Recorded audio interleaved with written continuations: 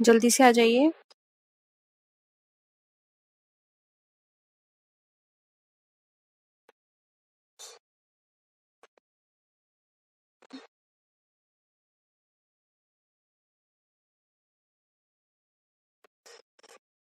देखिए यहाँ पे क्वेश्चन है errors of carry forward from one year to another year effect. अब जो एरर्स होते हैं हमारे, वो कैरी फॉरवर्ड होते हैं एक साल से दूसरे साल में। किस तरह के? पर्सनल अकाउंट के, रियल अकाउंट के, नॉमिनल अकाउंट के, या फिर both personal and real account? बताइए।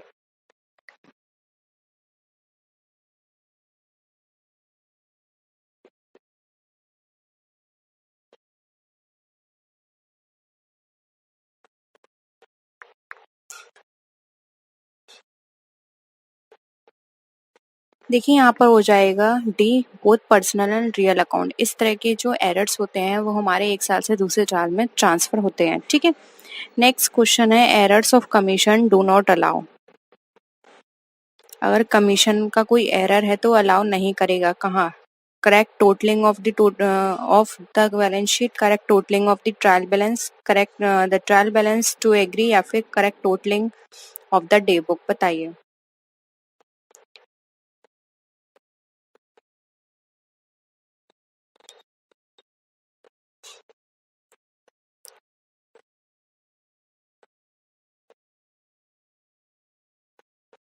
देखिए एरर ऑफ कमीशन जो है वो अलाउ नहीं करता हमारे ट्रायल बैलेंस में, क्योंकि ट्रायल बैलेंस में क्या होता है, हमारे जो बैलेंस है वो मैच करने चाहिए। ठीक है। यहाँ पे ऑप्शन सी करेक्ट हो जाएगा। नेक्स्ट है assets are held for the purpose of. अब जो असेट्स है हमारी किस पर्पस से रखी जाती हैं? Earning revenue, resale, conversion into cash, या फिर पर्सनल पर्पस?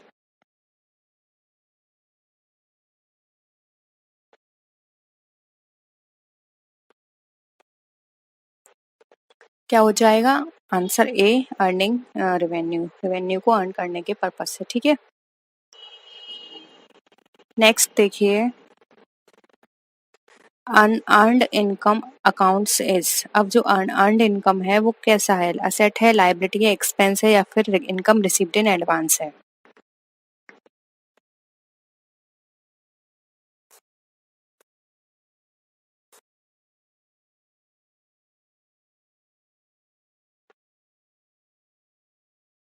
बताइए।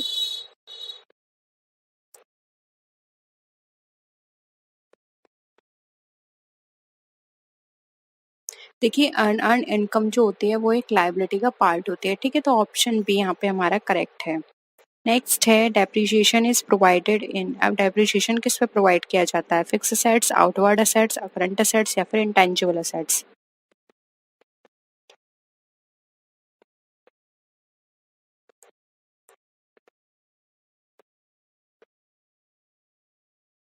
क्या होगा इसका आंसर? देखिए डेप्रिसिएशन जो है वो हमेशा फिक्स असेट्स पर लगाया जाता है। ठीक है। तो ऑप्शन ए करेक्ट है।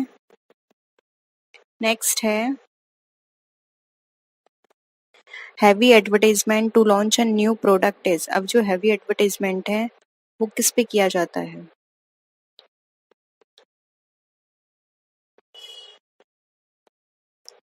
बताइए कैसा एक्सपेंडिचर है ये?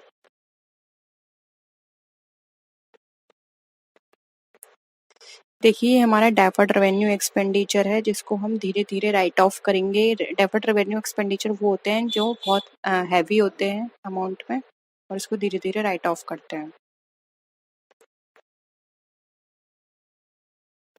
नेक्स्ट है accounts receivable includes sundry debtors, bills receivable, promissory note, या फिर ऑल ऑफ द अबव?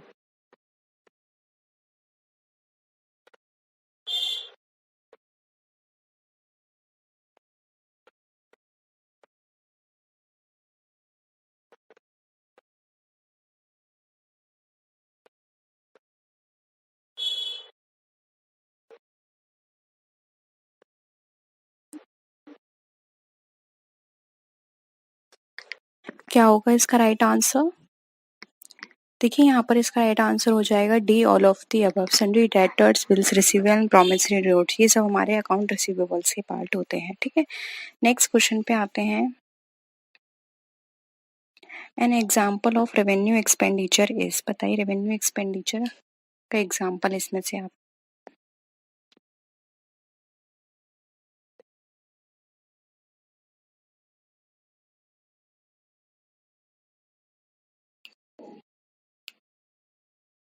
देखिए रेवेन्यू एक्सपेंडिचर वो एक्सपेंडिचर होते हैं जो कि हम डेली पर्पज से करते हैं, यानी फ्रिक्वेंटली होते हैं, ठीक है, रिकरिंग नेचर के होते हैं।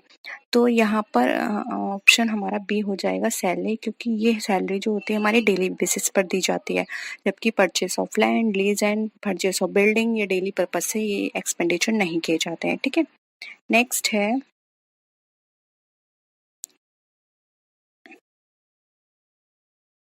when a will is drawn on A on B, it is debited in the books of A to, बताइए कैश अकाउंट, बीस अकाउंट, बिल्स रिसीवेबल अकाउंट या फिर bills payable account.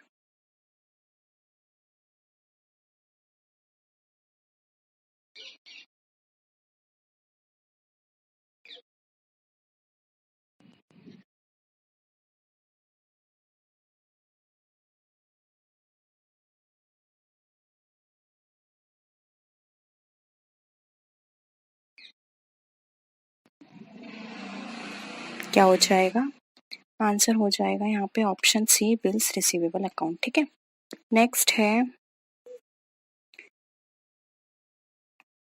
Noting charges account is debited by. अब noting charges account जो है वो debited किसके द्वारा किया जाता है? Presenter of bill, the discounting banker, the acceptor, the इंडोर्सर।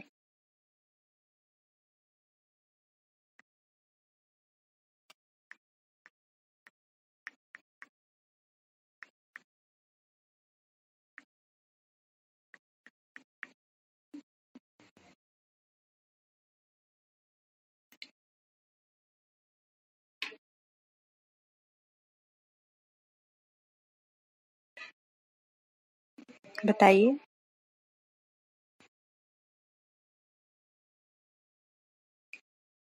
देखिए जो नोटिंग चार्जेस अकाउंट जो होता है वो डेबिट किया जाता है रेंटर ऑफ द बिल के द्वारा, ठीक है। ऑप्शन क्या हो जाएगा? ए। नेक्स्ट है both assets and owners equity would be increased by capital brought in, purchase of an assets on credit, payment of creditors या फिर प्रोप्राइटर्स ड्राइंग्स, बताइए।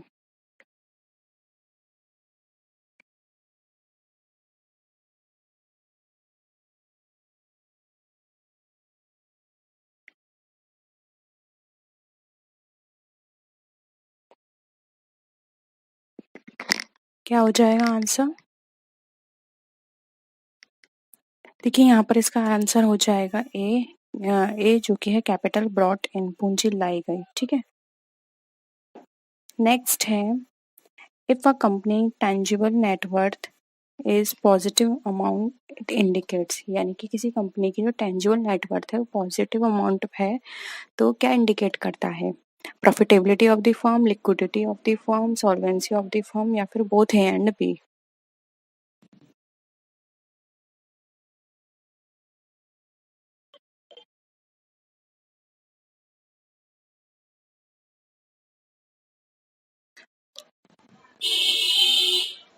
देखिए यहाँ पे टेंजिबल नेटवर्थ की बात की जा रही है, यानी कि असेट्स हैं, ठीक है, जिनको हम टच कर सकते हैं, जैसे कि फर्नीचर हो गया, प्लांट हो गया, मशीनरी हो गया, तो इससे लिक्विडिटी किस तरह से मेंटेन होगी? नहीं हो सकती।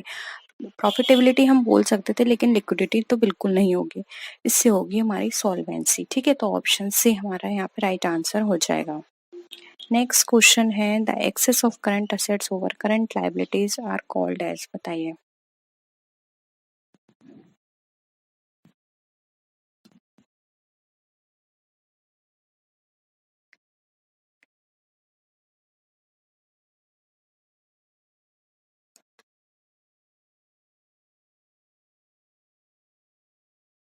क्या होगा? सिंपल है, नेट वर्किंग कैपिटल कहलाता है ये हमारा, ठीक है। नेक्स्ट है the balance of cash account indicates net income for the period, net loss for the period, net worth of the business या फिर नेट कैश ऑन हैंड।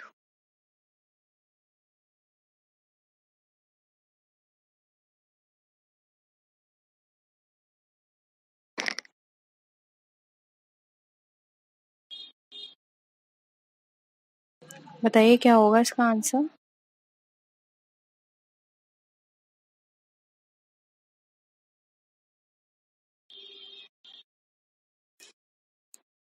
देखिए, जब भी हम कैश अकाउंट के बैलेंस की बात करते हैं तो ये हमारा बताता है हमारी नेटवर्थ को, ठीक है? तो ऑप्शन सी यहाँ पे हमारा राइट आंसर हो जाएगा।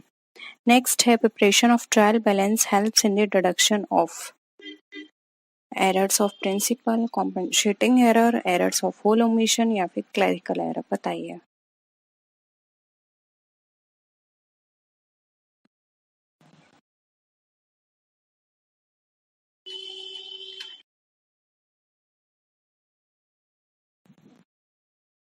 क्या होगा इसका आंसर?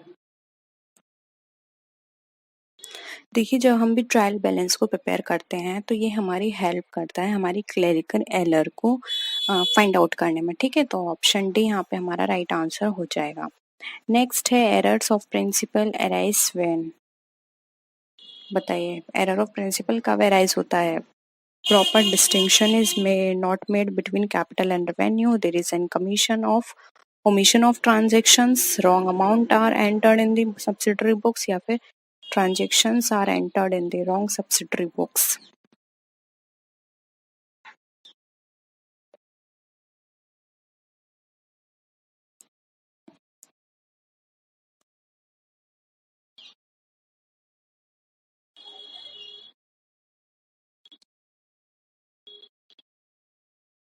देखिए, जब भी हम एरर ऑफ प्रिंसिपल अराइज की बात करते हैं तो ये हमारा बताता है कि जो भी हम कैपिटल और रेवेन्यू हैं उनके बीच हमने क्या है मतभेद नहीं किया, यानी कि जो रेवेन्यू में कंसिडर करना चाहिए था वो हमने रेवेन्यू में ना नहीं किया और जो कैपिटल में करना चाहिए था वो कैपिटल में नहीं किया, ठीक है? यानी कि हमने सही से ट्रीटमेंट नहीं किया है। तो ऑप्शन ए हो जाएगा हमारा आंसर। नेक्स्ट है a cheque received and paid into the bank on the same day is recorded in the. बताइए। एक चेक रिसीव किया है और पे किया है बैंक में सेम डे पर, ये किस में रिकॉर्ड किया जाएगा?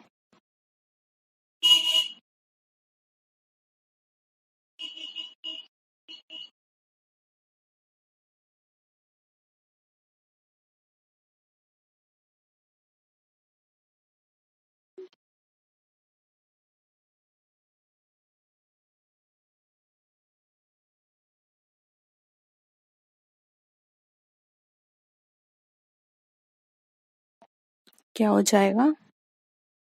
ऑप्शन बी हो जाएगा bank column of the cash book, ठीक है? नेक्स्ट है which one of the following is not taken into account in adjusting the cash balance. बताइए, इनमें से कौन सा हम काम नहीं करेंगे जब हम कैश बैलेंस को एडजस्ट करेंगे?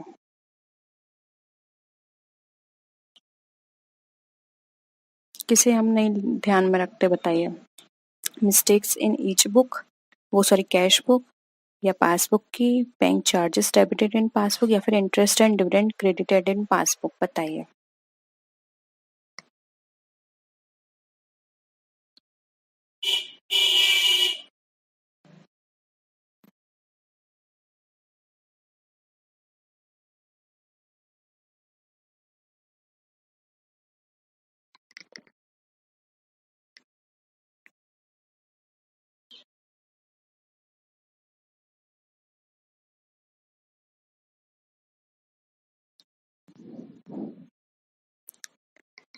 क्या होगा आंसर?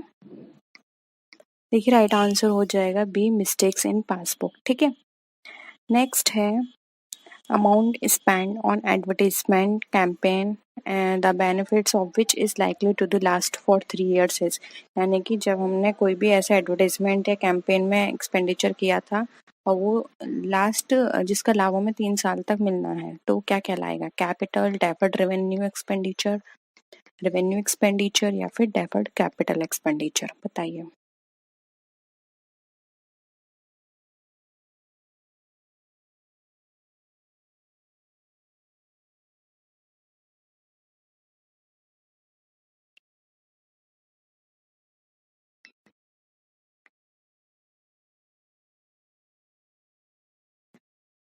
क्या लगता है आपको?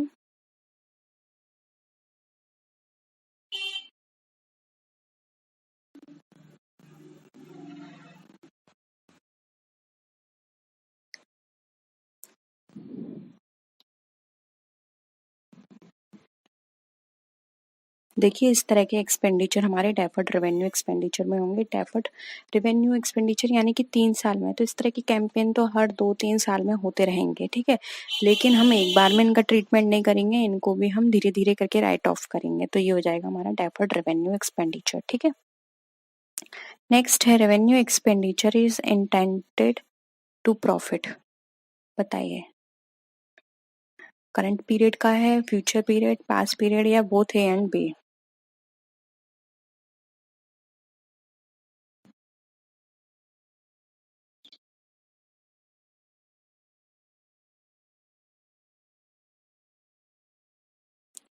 देखिए रेवेन्यू एक्सपेंडिचर वो एक्सपेंडिचर होते हैं जो कि हमारे डे टू डे बेसिस पर जो एक्सपेंडिचर होते हैं फ्रिक्वेंटली होते हैं, तो इनका बेनिफिट भी हमें करंट पीरियड में ही मिलता है, ठीक है? तो ऑप्शन ए हमारा यहाँ पे करेक्ट है।